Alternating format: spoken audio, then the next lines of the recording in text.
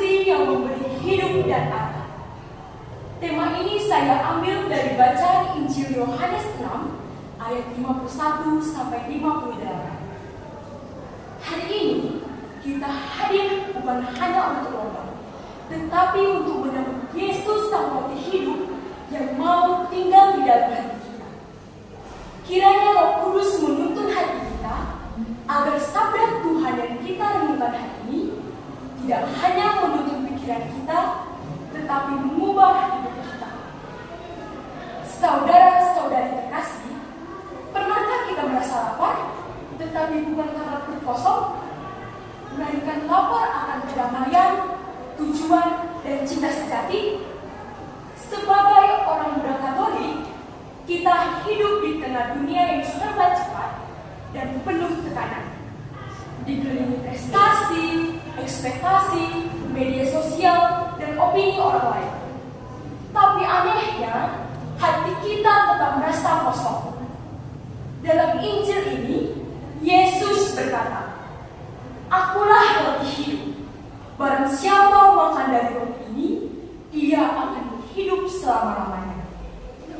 Tuhan tahu yang paling kita butuhkan bukan sekedar berkat, melainkan kehadirannya sendiri. Itulah yang Dia berikan dalam Ekaristi, dirinya sendiri seluruhnya. Yesus tidak hanya mengajarkan kasih, Ia menjadi kasih itu sendiri.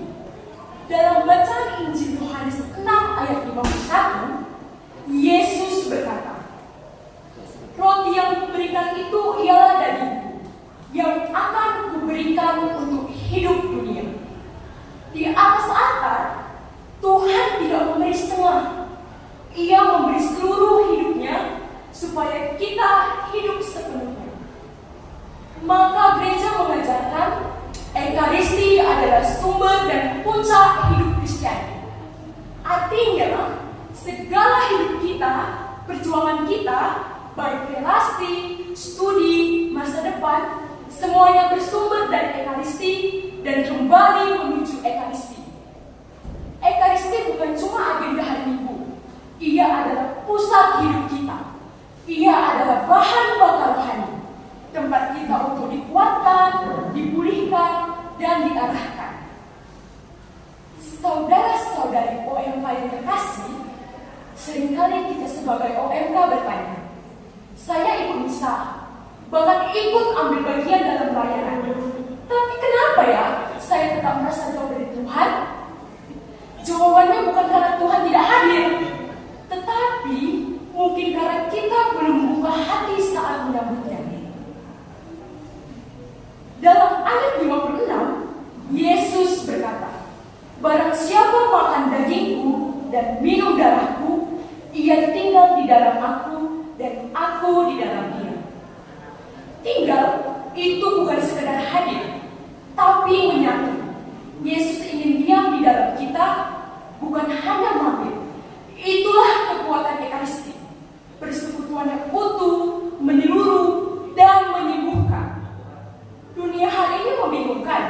Kita harus sukses, tetapi tidak boleh sombong.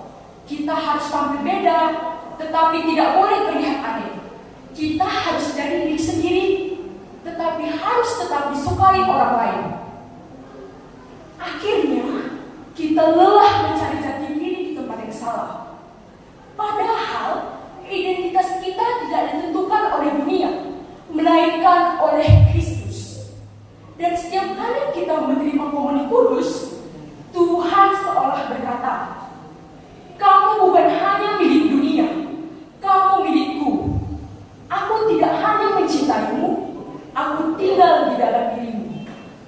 Mungkin kita terlalu menyadari betapa besar kasih Tuhan dalam Ekaristi.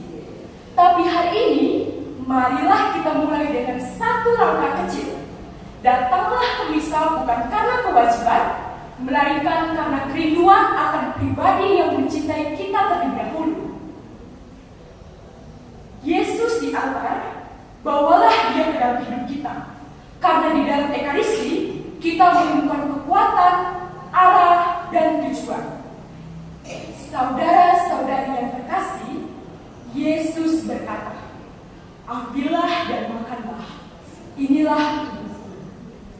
Maka hari ini, marilah kita datang bukan hanya dengan rutinitas, melainkan dengan kerinduan. Datanglah dengan hati yang lapar, namun terbuka. Karena hanya di dalam Dia, kita akan hidup bukan hanya untuk hari ini, tetapi untuk selama-lamanya. Sebagai penutup, ada satu pantun untuk kita semua, terkhususnya untuk OMK. OMK bangkit semangat membara, berusaha hati di meja Tuhan. Di hari raya Sakramen Maha Kudus yang mulia, kami dipanggil hidup dalam pengorbanan. Tuhan Yesus memberkati. Amin. Amin.